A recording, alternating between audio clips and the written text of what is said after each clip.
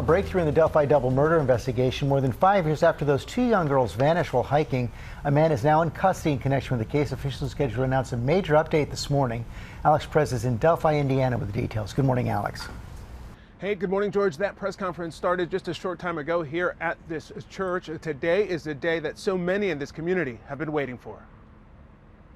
This morning, a major development in the unsolved murders of two Delphi, Indiana teens. Authorities say this man, 50-year-old Richard Allen, has been taken into custody in connection to the double homicide. Today is not a day to celebrate, but the arrest of Richard M. Allen of Delphi on 2 counts of murder is sure a major step in leading to the conclusion of this long-term and complex investigation. The development, a milestone for a case that has been shrouded in mystery since February 13, 2017, when 13-year-old Abby Williams and 14-year-old Libby German disappeared after going for a hike on a day off from school.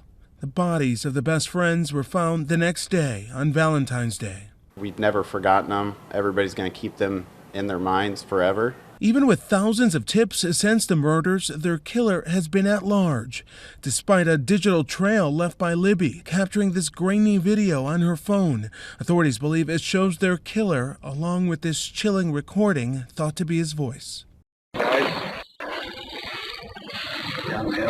How did this come to light almost 5 years after this crime was committed? Something broke in recent days, at least to the point that it gave them enough probable cause evidence to arrest this new person.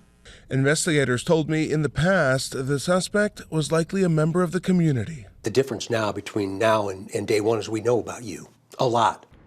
So that suspect we now know charged with 2 counts of murder. Authorities insist this is an ongoing investigation and say they're still working to collect evidence and paint a clear picture of what happened here. Guys? Okay, Alex, thanks very much. Let's bring in our chief legal analyst, Dan Abrams. So, Dan, the arrest on Friday, but we don't know much more. Right, and I think part of that is just trying to get all their ducks in a row for today. And today is going to be the big announcement where I think that, as we just heard, they're going to be bringing together the family members, and we're going to hear about exactly what the charges are. But this is an astonishing development in this case. I mean, this is a case where you had one witness first, based on where the body was found, an alibi that fell through. Everyone was thinking, okay, that's going to be the guy.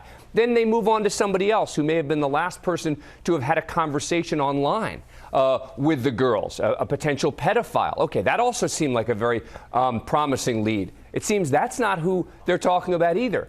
Now you're talking about a totally new person here who may not have even been considered as a possible suspect, but again, likely was in that community, which is what they've always believed from the beginning. It's been 5 years. You mentioned police have talked about and looked into several men. This person is not one of those. What do you think we're going to hear today? Yeah, I think we're going to get the specifics, at least to some degree, of how they ended up on this person, right? There's a lot of questions now about, where did this person come from? And as Brad was mentioning in the piece, what suddenly came about this many years later to make this person a suspect? It had to be something to do with either a new witness, new information, something has been developed that has allowed them to come forward with this level of conviction to say, this is our guy. And we can't help but remember Libby's cell phone video. You saw a potential suspect, also heard from them.